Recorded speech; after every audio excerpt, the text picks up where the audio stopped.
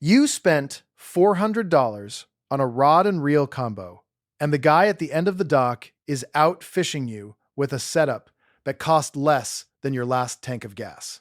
Here's the part that stings. It's probably not the rod. It's the $10 details he got right and you skipped. Most anglers upgrade the expensive stuff first and ignore the cheap stuff that actually touches the fish.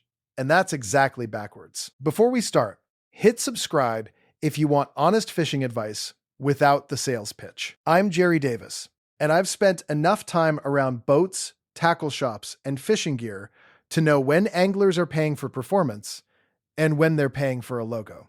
Today, I'm giving you 9 cheap upgrades that close most of the gap between budget gear and premium gear, and in some cases, make the premium stuff feel flat out overrated. By the end, you'll know exactly where a few dollars actually changes what happens on the water, and where the extra $200 mostly changes what happens to your wallet. Let's start with the most obvious one, because it's the one everybody nods at and nobody does. Fresh line. Your line is the only thing connecting you to the fish, and it's the first thing to wear out and the last thing most people replace. Anglers consistently report the same pattern. Line feels smooth for the first few trips, then the coating wears, memory sets in, and suddenly it's coming off the spool in coils, twisting and snapping on hook sets it handled fine in April. A fresh spool of quality monofilament runs under $10.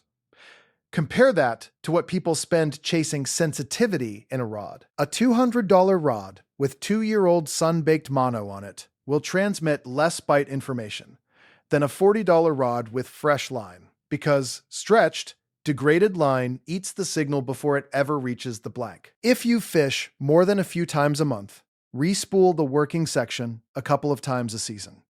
It's the cheapest sensitivity upgrade that exists. Number 2 follows straight from that, and it's how you afford better line in the first place: backing.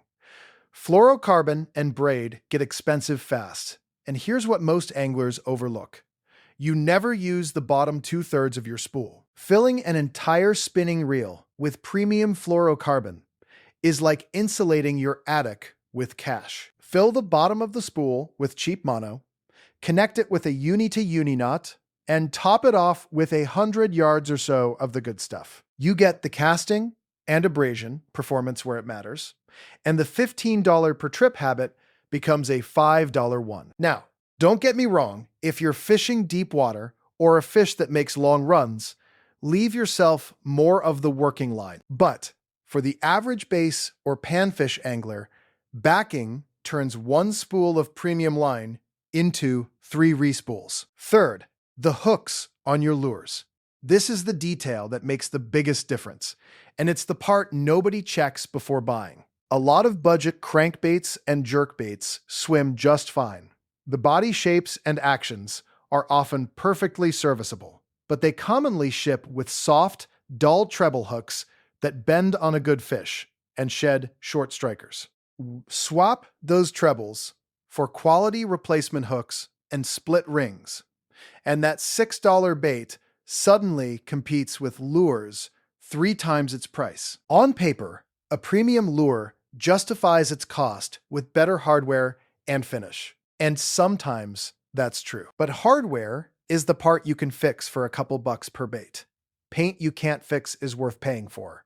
Hooks you can replace are not. One caution here: changing hook size can change how a bait sits or suspends, so match the original size and wire gauge unless you're doing it on purpose. Number 4 costs less than a fast food lunch: a hook file. Hooks dull on rocks, on gravel, on the side of the boat, on the fish themselves. A dull hook needs more pressure to penetrate, which means more lost fish on light bites and long casts. And no rod on the shelf compensates for a point that skates instead of sticks. 10 seconds with a file before you retie brings a point back. Here's a simple check: drag the point across your thumbnail. If it slides instead of catching, it needs work. This one drives me nuts, because I've watched people blame the rod, the line, and the fish before they ever look at the point of the hook. Fifth, let's talk about the reel, because this is where marketing does its best work. More bearings do not automatically mean a smoother reel, and a big max drag number tells you almost nothing about how smoothly that drag pays out at normal fishing pressure. What actually keeps a mid-priced reel feeling good is maintenance, and a small bottle of reel oil and a tub of reel grease cost maybe $15 combined. A light drop of oil on the bail roller, the handle knobs, and the line roller a few times a season, and grease on the gears when you do a deeper cleaning, will keep a $100 reel running smooth for years. Meanwhile, a $300 reel that gets dunked, sanded, and never serviced will grind just like a cheap one. If you fish saltwater, this stops being optional. Rinse with fresh water after every trip and oil more often, because corrosion doesn't read price tags. Number 6 is line conditioner. A few dollars a bottle, and it directly attacks the biggest complaint people have about fluorocarbon on spinning reels: stiffness and memory. Spray the spool the night before a trip, and the line comes off noticeably more relaxed, casts farther, and jumps off the spool in loops less often. It will not turn bargain bin line into premium line, and it's not a substitute for respooling when the line is genuinely shot. But it stretches the useful life of what you have and makes manageable line out of stubborn line. For the cost, it's one of the easiest quality of life upgrades in fishing. Seventh, your terminal tackle, swivels, snaps, and split rings. Anglers will happily drop $300 on a reel and then tie it to a rusty swivel from a mixed bag they bought a decade ago. Cheap barrel swivels that don't actually spin under load are a major source of line twist, especially with inline spinners and spoons. And twisted line is a major source of the wind knots people blame on their reel. Decent ball-bearing swivels cost more per piece, but still amount to pocket change per trip, and they solve a problem no expensive reel can. Same logic with split rings. A corroded or sprung ring is the weakest link between you and the fish, and it costs pennies to replace. Number 8, polarized sunglasses. And no, they don't need a premium logo on the arm. The performance jump from non-polarized to polarized is enormous. You can see cruising fish, submerged wood, weed edges, and bottom transitions that are invisible through surface glare.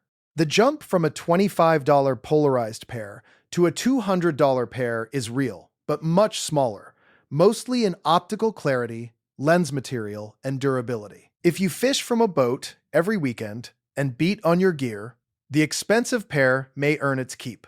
If you're a bank angler who loses sunglasses twice a summer, the cheap polarized pair delivers most of the benefit at a fraction of the cost. Either way, seeing the water beats guessing at it, and that's a fish-finding upgrade for the price of a pizza. And ninth, the one that saves the most money of anything on this list: cooler prep. Premium roto-molded coolers hold ice impressively, and for multi-day trips in the heat, the thick insulation, quality gaskets, and heavy latches genuinely matter. But for a day trip, most of the ice retention difference comes down to how you use the cooler, not what's printed on the lid. Pre-chill the cooler the night before with a bag of sacrificial ice or frozen water bottles.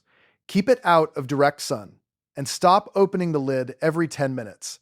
And a $50 cooler will comfortably cover a full day on the water. Frozen water bottles double as drinking water as they melt, and they don't leave your catch swimming in slush. The expensive cooler isn't a scam. It's just built for a trip most weekend anglers never take. Notice what all 9 of these have in common. None of them replace your main gear. They fix the weak links around it: the line, the point, the connection, the maintenance, which is exactly where premium gear claims to earn its price. Be honest with yourself for a second. Think about your last 3 lost fish.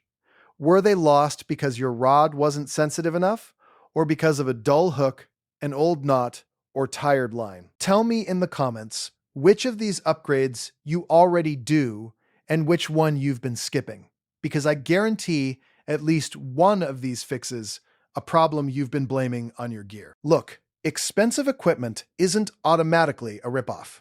Fish hard enough in tough enough conditions, and quality components pay for themselves. But most of what makes a good day on the water isn't the price of the rod. It's whether everything between your hand and the fish is actually doing its job. Sharp hooks, fresh line, clean connections, a serviced reel, and eyes that can see through the glare will outfish a neglected premium setup more days than not. Good fishing gear is not the gear with the loudest marketing. It's the gear that fits the way you fish and doesn't fail when a good fish finally bites. Hit like, subscribe, and share this with the buddy who owns $400 of rods and one dull hook file he's never used. I'm Jerry Davis, and I'll catch you in the next one.